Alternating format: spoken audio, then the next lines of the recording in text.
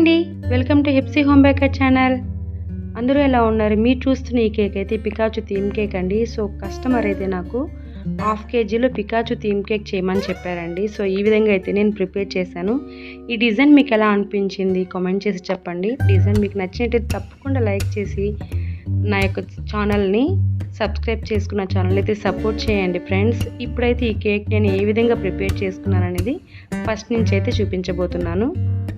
ఇక్కడైతే నేను half KG స్పాంజ్ని prepare చేసుకున్నానండి. ఇక్కడ నేను 3 లేయర్స్కి అయితే స్పాంజ్ని కట్ చేసుకున్నాను. ముందుగానే నేను షుగర్ సిరప్ని రెడీ చేసి పెట్టుకున్నానండి. సో 3 లేయర్స్ కూడా నేను షుగర్ సిరప్ని మీరు చూస్తున్న విధంగా అయితే అప్లై చేసుకున్నాను. ఈ విధంగా బాటిల్ మనము తాగి పడేస్తాం కదండి. సో ఒక పావు లీటర్ బాటిల్ ఉంటుంది కదా, మనము థమ్సప్ కానీ స్ప్రైట్ కానీ తీసుకుంటాం కదా. సో ఆ బాటిల్కి అయితే నేను హోల్స్ పెట్టుకున్నాను. ఆ విధంగా మనము షుగర్ సిరప్ని అందులో పోసుకోవడం వల్ల అనేది ఈవెన్గా మొత్తం కూడా స్ప్రెడ్ అవుతుందండి. సో నేనైతే అది నాకు ఈజీ ప్రాసెస్ అనిపించింది.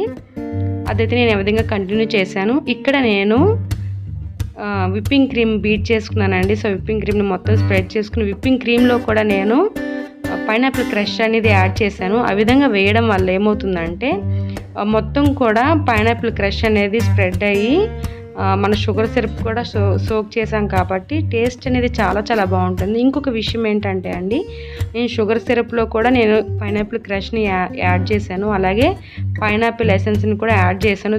సో దానివల్ల ఏంటంటే కేక్ యొక్క టేస్ట్ చాలా చాలా ఎన్హాన్స్ అవుతుంది. ఇంకొక విషయం చెప్పాలి, నేను ఈ కేక్ చేయకముందు నేను మా సరౌండింగ్స్లో కొంతమంది పేస్ట్రీ కేక్స్ అడిగారనమాట. సో పీస్ అయితే 40 రూపీస్కి సేల్ చేశాను నేను. అది నేను షుగర్ సిరప్లో నేను షుగర్ యాడ్ చేయకుండా ఓన్లీ పైనాపిల్ క్రష్ అలాగే పైనాపిల్ ఎసెన్స్ యాడ్ చేసి నేను ఆ వాటర్తో అయితే అంటే పైనాపిల్ క్రష్ వేసినటువంటి వాటర్తో స్పాంజ్ని సోక్ చేసుకున్నాను. ఆ విధంగా నేను కేక్ అనేది ప్రిపేర్ చేశానండి.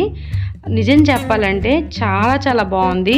షుగర్ వేయకుండా పైనాపిల్ క్రష్తో పైనాపిల్ ఎసెన్స్ని యాడ్ చేసి దాంతో నేను స్పాంజ్ని సోక్ చేశాను. చాలా చాలా మంచి టేస్ట్ అయితే వచ్చిందండి.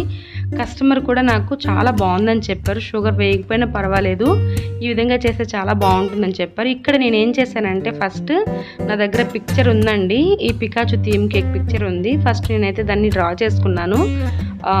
టూత్ పిక్ ఉంటుంది కదా, దాంతో అయితే నేను డ్రా చేసుకుని దాన్ని మాత్రం నేను బ్లాక్ కలర్తో డిజైన్ అనేది వేసాను అనమాట. అంటే విప్పింగ్ క్రీమ్ కొంచెం తీసుకొని దాంట్లోకి బ్లాక్ జెల్లీ కలర్ ఉంది నా దగ్గర, నేను దాన్ని యాడ్ చేశాను అనమాట. ఆ విధంగా నేను డ్రా చేసుకున్న తర్వాత దాని మీద బ్లాక్ కలర్తో డ్రా చేసుకున్నాను. తర్వాత విప్పింగ్ క్రీమ్లో ఎల్లో కలర్ని యాడ్ చేసుకున్నాను. సో లెమన్ ఎల్లో కలర్ అయితే నాకు వచ్చిందనమాట.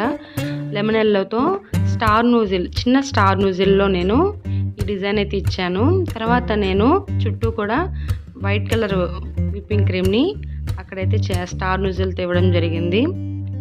ఈ కేక్ అవుట్లుక్ అయితే ఇలా వచ్చిందండి. ఈ కేక్ మీకు ఎలా అనిపించిందో నాకు కమెంట్ చేసి చెప్పండి. ఇంకొక విషయం కూడా నేను మీకు చెప్పాలి, ఈ కేక్ నేను చేయడం వల్ల నాకు ఇంకొక 2 ఆర్డర్స్ కూడా వచ్చింది. ఎందుకంటే నేను వాట్సాప్ స్టేటస్లో పెట్టుకుంటానమాట. ఏ రోజు కేక్ ఆ రోజు ఆర్డర్ వచ్చిన వెంటనే నేను వాట్సాప్లో అయితే పెట్టేస్తాను స్టేటస్లో. సో నా స్టేటస్ చూసి ఇంకొక కస్టమర్ అయితే నాకు 2 కేక్స్ అయితే ఆర్డర్ ఇచ్చారు. ఒకటి ఏంటంటే డోరేమాన్ థీమ్ కేక్ ఇచ్చారు, ఇంకొకటి ఏంటంటే 3 టైర్ కేక్స్ అయితే ఇచ్చారు. అదైతే క్రీమ్ కేకే అనమాట.